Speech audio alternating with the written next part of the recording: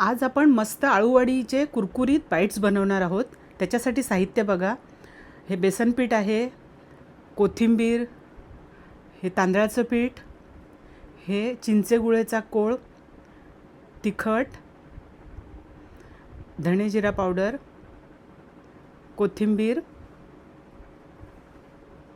हे पांढरे तीळ आहेत, हे आलं लसूण मिरचीची पेस्ट आहे आणि हे थोडं गरम केलेलं तेल आहे. तर पाणी टाकून चवीनुसार मीठ टाकून हे पीठ भिजवून घेतलेलं आहे. आता आपण हे आळूवडी लावायला घेऊया. ही बघा, आपल्याला ही वेगळ्या प्रकारे आळूवडी लावायची आहे. जरा चौकोनी शेपमध्ये आपल्याला करायची आहे. त्या खाली मी बटर पेपर ठेवला आहे आणि हे पीठ लावून हे बघा अशा प्रकारे फोल्ड करते. वरून हे परत पीठ लावायचं. आता पुन्हा दुसरं पान, त्यालाही तसंच लावायचं बघा पीठ, आणि त्याचे सगळ्या चारी बाजूने त्याला असं फोल्ड करायचं, म्हणजे आपला तो चौकोनी आकार मिळेल वडीचा.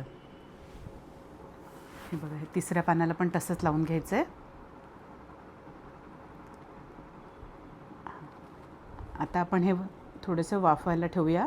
एक 15 मिनटं वाफ द्यायची आहे चांगली. झाकण ठेवायचं त्याच्यावरती.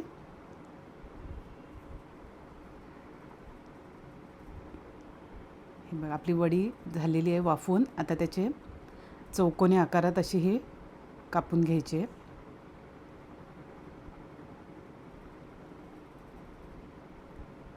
ही बघा, अशी मस्त चौकोनी झालेली आहे.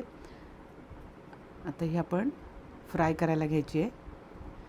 तेल गरम झालेलं आहे, त्याच्यावरती मंद गॅसवर नंतर अशी तळायची. ही बघा, आता आपली मस्त कुरकुरीत आळूवडी बाईट्स तयार आहेत.